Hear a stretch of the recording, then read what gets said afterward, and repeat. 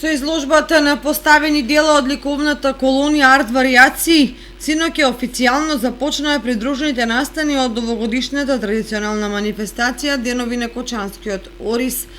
За утре среда 29 септември е закажана промоција на книгата Аматерски театар Бели мугри Кочани 1967-1990 година од роднокрајниот автор Киро Герасимов.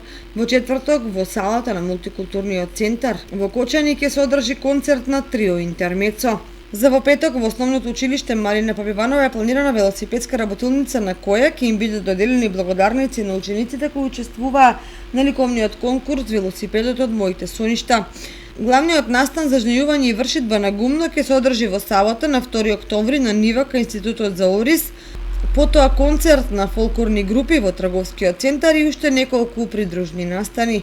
Содржините од годинешната манифестација Денови на Кочанскиот Орис ќе се реализира според протоколите за јавни настани во услови на пандемија.